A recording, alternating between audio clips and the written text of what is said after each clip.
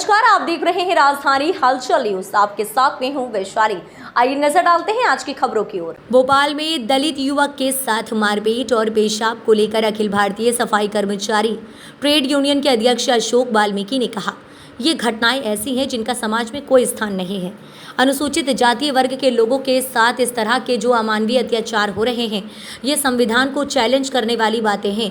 संविधान में ऐसे लोगों के लिए कड़े कानून बन चुके हैं, उसके बावजूद ऐसी घटना हो रही है। सामाजिक न्याय का जो आधार है, उनका इन पर कोई असर नहीं पड़ रहा है।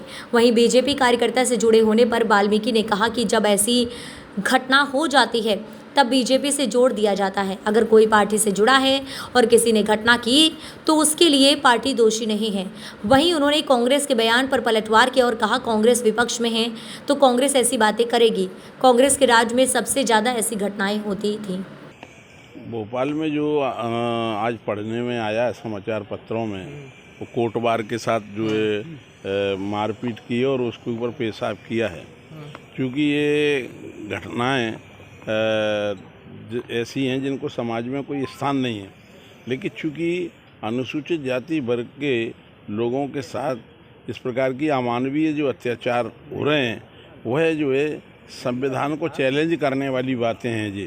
क्योंकि संविधान में इस प्रकार की व्यवस्था ऐसे लोगों के लिए कोई नहीं है। बहुत कड़े कानून बन चुके हैं, उसके बावजूद भी निडर होकर वो अमानवीय घटना कर रहे हैं, लोगों को पेशाब पिला रहे हैं, मल खिला रहे हैं। तो इससे और निश्चित तौर से अनुसूचित जाति अत्याचार अधिनियम इतना कड़ा है कि इसमें जमानत के भी प्रावधान नहीं हैं, लेकिन फिर भी लोगों को भय नहीं है।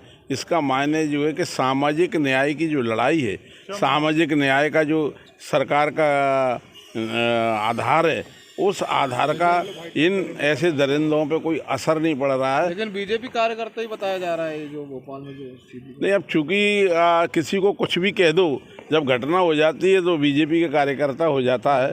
और बाकी जो है रामेश्वर दयाल शर्मा हमारे आदरणीय विधायक जी, उन्होंने बयान दिया है कि वो दोनों ही दोस्त थे और वो मेरे भी दोस्त थे, ऐसा उन्होंने बयान दिया है।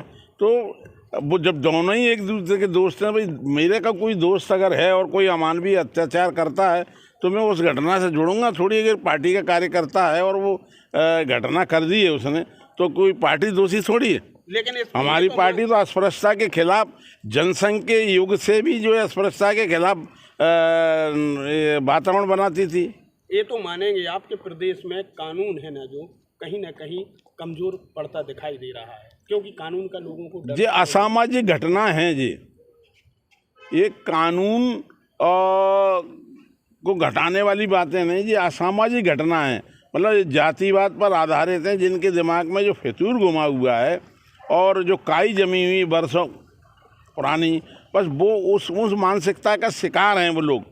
बाकी आप समझो चुनाव में कहीं ना कहीं बीजेपी को फर्क पड़ेगा या नहीं पड़ेगा। भाई देखिए, भारतीय जनता पार्टी अनुसूचित जाति वर्ग के लिए इतने कार्य कर रही है, इतना जन जागरण कर रही है।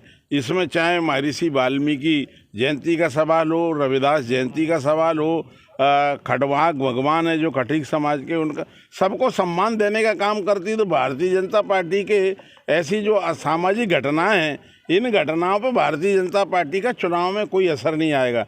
क्योंकि अनुसूचित जाति वर्ग के लोगों के लिए जितना काम बाबा साहब डॉक्टर आम्बेडकर ने जो सपना देखा था, उसका पूरा करने के लिए भारतीय जनता पार्टी काम कर रही है। पंडित दीनदयाल उपाध्याय ने अंतिम व्यक्ति की बात की थी, बाबा साहब के आधार पर ही की थी कि अंतिम व्यक्ति से विकास की यात्रा प्रारंभ होनी थी। तो वो भारतीय जनता पार्टी के हमारे माननीय मुख्यमंत्री जी प्रयास कर रहे हैं।